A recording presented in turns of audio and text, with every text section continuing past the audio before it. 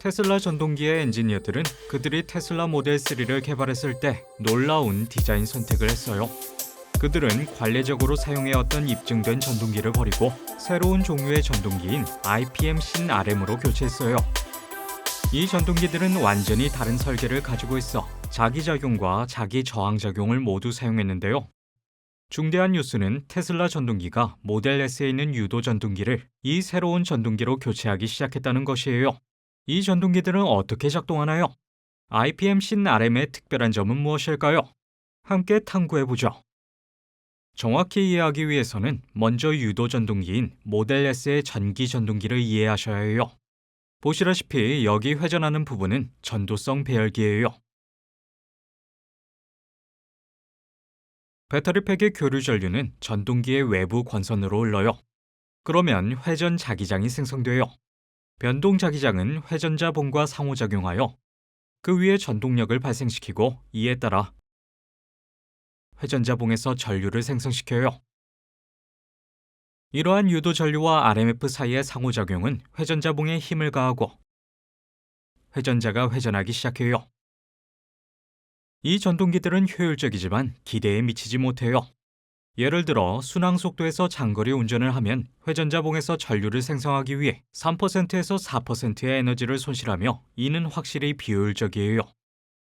또한 자동차의 경우 가장 중요한 성능 매개 변수는 시동 회전력이에요. 유도 전동기는 IC 엔진보다 시동 회전력이 더 좋지만 동일한 전동기 부피에서 더 나은 시동 회전력을 제공하는 전동기 기술이 있어요. 즉, 영구 자석에 기반한 전동기 기술이에요. 영구 자석 전동기들은 두 자기장 사이의 흡인력을 바탕으로 작동하는데요. 제어기를 사용하여 그것을 작동할 때 그것은 양호한 시동 회전력을 발생시킬 수 있으며 또한 그것은 회전자에서 에너지 손실이 없을 거예요. 영구자석을 견고한 철 실린더 주위에 배치하여 하나의 고효율의 영구자석 회전자를 만들 수 있어요. 그렇다면 왜 농형 회전자를 영자자석으로 바꾸지 않는가요? 이 4개의 영구자석은 하나의 결합된 자기장을 형성하는데 자기장의 결합된 모양은 진일보한 분석에 중요한 유의를 가지고 있어요. 약간의 직관으로 이 4개의 자석의 조합된 자기장은 그림과 같이 표시될 수 있어요. 현재 우리는 RMF와 결합된 자기장 간의 상호작용을 분석할 필요가 있어요. 두 자기장 사이의 힘의 상호작용을 분석하는 건 간단해요. 남극과 북극이 서로 어떻게 상호작용하는지 관찰하기만 하면 돼요. 간략화를 위해 영구자석에 의해 생성되는 자기장을 숨기고 북극과 남극만 유지해보죠. 여기에 서로 다른 극 간의 힘의 상호작용이 나타나 있어요. 이 각도에서 RMF는 분명히 회전자의 회전력을 생성해요. 자, 이제 RMF를 45도로 회전시켜보죠. 흥미롭게도 이 각도에서 회전자는 최대 회전력을 경험하는데 흡인력이나 척력이 회전자의 거의 접선으로 전달되기 때문에 동일한 방향으로 회전력을 생성해요. 이렇게 간단한 볼 유추 방식을 사용하면 접선력이 최대 회전력을 생성하는 이유가 명확해지는데요. 따라서 이것은 전기 자동차를 시동시키기 위한 완벽한 각도예요. 이 각도 또는 추가 각도 조절은 스마트 컨트롤러의 작업이에요.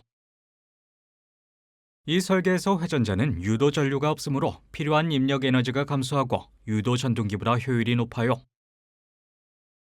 더 높은 시동 회전력과 함께 영구자석 전동기도 동기 속도로 작동해요. 하지만 완벽한 전기 전동기를 찾는 일은 아직 끝나지 않았어요. 영구자석 전동기는 시동을 걸거나 언덕을 오를 때 양호한 회전력을 발생시키지만 고속으로 도로를 주행할 때는 영구자석 전동기의 성능이 많이 떨어져요. 여기에서 주범은 역기전력이에요. 영구자석에 의해 생성되는 자기장 라인은 고정자 권선과 연결되어 그곳에서 전동력이 생성돼요. EMF는 고정자의 공급 전압에 대한 역전압인 역기전력이라고 해요. 회전자 속도가 높을수록 역기전력이 더 많이 생성돼요. 이 현상은 바로 영구 전동기가 고속 응용 분야에서 형편없이 작동하는 이유인데요. 또한 이러한 고강도 자석은 자기 와상 전류 손실을 초래하여 기계 내부의 열을 증가시키죠.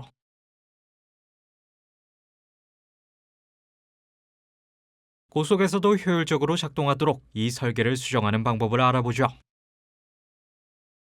고속 작동을 위해 테슬라 엔지니어들은 철의 자기저항 특성을 이용했어요. 자기장에 저항하는 매질의 능력은 자기저항으로 알려져 있는데요. 자기저항의 작용으로 인해 쇠못이 연구 자석에 붙게 되죠. 철은 자기장 라인을 잘 보존하지만 공기는 그렇지 않아요.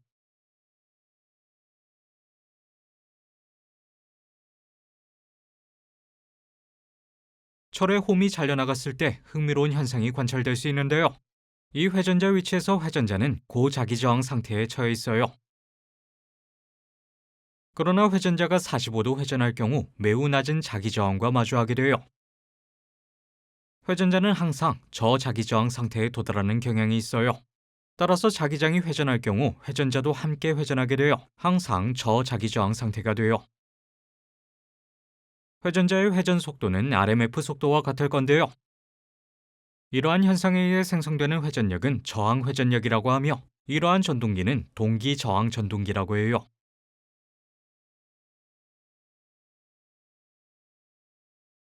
신RM은 매우 효율적이며 역기전력 문제가 없어요.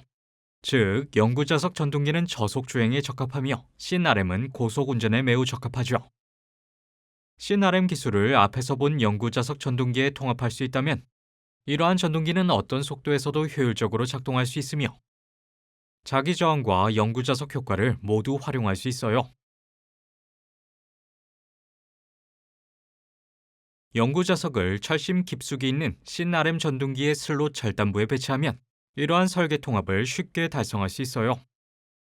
이렇게 배치하면 고정자 권선에 미치는 자석의 영향을 더욱 감소시킴으로써 역기전력을 감소시켜요.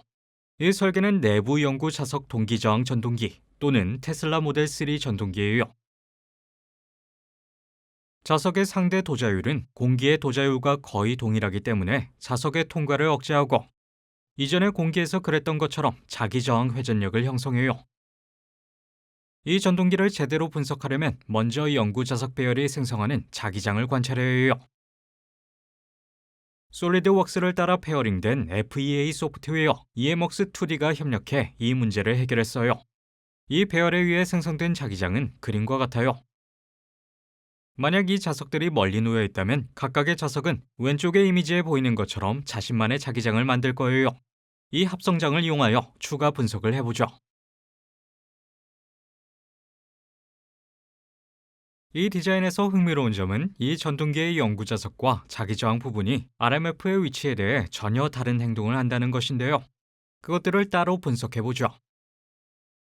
우리의 최신 IPM 신 RM 설계에서 철심을 제거하고 연구 자석만 보유해요.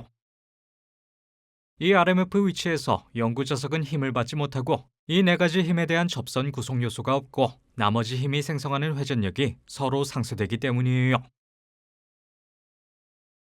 RMF가 45도 회전하면 RMF의 영향으로 자석의 시계 방향으로 회전력이 작용해요. 이 각도에서 연구 자석의 회전력이 가장 커요. 45도 더 돌리면 어떻게 되는지 보죠. 회전자가 생성하는 회전력은 다시 0이 되어 연구 자석의 회전력 곡선을 얻게 돼요. 회전자의 철 부분은 같은 기술에 대해 상반된 영향을 주는데요. 그것을 분석해보죠. 초기 각도에서 회전력 생성은 완전히 잘못 정렬되고 대칭적인 경우이기 때문에 0이 돼요. RMF를 시계 방향으로 약간 오프셋하면 회전자가 마이너스와 최대의 회전력을 경험하게 돼요. RMF가 45도에 이르면 회전력이 다시 0으로 돼요. 왜냐하면 이것은 다시 완벽하게 대칭이기 때문이에요. RMF를 추가로 회전할 때 발생하는 자기저항 회전력은 플러스예요. 이제 테슬라 모델 3의 전동기 또는 전동기에 대한 연구 자석과 자기저항 효과를 결합해 분석해 볼게요. 전체 회전력 그래프에서 RMF 각도가 약 50도일 경우 전동기에서 최대 회전력을 얻을 수 있어요. 그래서 테슬라 자동차의 엔지니어들은 자동차 시동을 걸 때 RMF 각도가 약 50도로 최대 회전력 생성을 보장할 수 있도록 했어요. 우리는 전동기 속도가 증가하면 연구 자석이 고정자 코일에 역기전력을 유도한다는 것을 알고 있어요. 이 문제를 극복하기 위해 테슬라 자동차는 고속 회전을 위한 매우 간단한 솔루션을 고안했어요. 그들은 RMF를 영구자기장 반대편에 맞췄어요. 보시다시피 RMF는 영구자기장을 약화시키거나 거의 상쇄시켜요. 이러한 방식으로 고속에서도 이러한 전동기는 역기전력을 많이 일으키지 않아요. 분명 이 단계에서는 회전력이 주로 자기저항 효과에서 비롯될 건데요. 모델 3는 높은 회전력을 얻는 것 외에 4극 설계와 다를 바 없는 6극 설계를 사용해요. 테슬라 자동차는 이런 혁신적인 전동기를 출시한 첫 번째 회사가 아닌데요. 하이브리드 전기 자동차인 토요타 프리우스는 비슷한 IPM-CRM 전동기 기술을 사용하죠. 그것은 두 개의 IPM-CRM 기계를 사용하고 하나는 자동차 구동용이고 다른 하나는 발전하는 데 사용해요. 모델 3와 프리우스 전동기 설계 간의 흥미로운 차이점은 자석에 있어요. 프리우스 전동기는 고체 자석을 사용하지만 모델 3 전동기의 각 자석은 네 부분으로 나뉘어요. 이 분할은 자석의 와전율을 감소시켜 과열을 방지함으로써 자석의 탈자기화를 막아 전동기 냉각기를 작동하게 되죠. 2019년형 모델 S 자동차들은 전면 휠에 IPM-CRM이 장착되어 있어요. IPM-CRM 전동기는 기존 유도 전동기의 최대 94% 효율에 비해 최대 96%의 효율성을 보였어요. 유도 전동기의 회전자를 효과적으로 냉각하는 것은 큰 도전 과제예요. IPM-CRM에는 이 문제가 없어요. 이 전동기는 자기저항이라는 장점이 더해져 유도 전동기보다 회전력 값이 더 높아요. IPM-CRM은 EV 분야에서 확실히 새로운 기준을 설정해 놓은 셈이죠. 우리는 여러분이 어떤 현명한 설계 결정이 유망한 전기 전동기를 탄생시켰는지에 대한 이 설명을 즐겼기를 바래요. 우리의 서포터 중 한 명이 되는 것을 잊지 마세요. 감사합니다.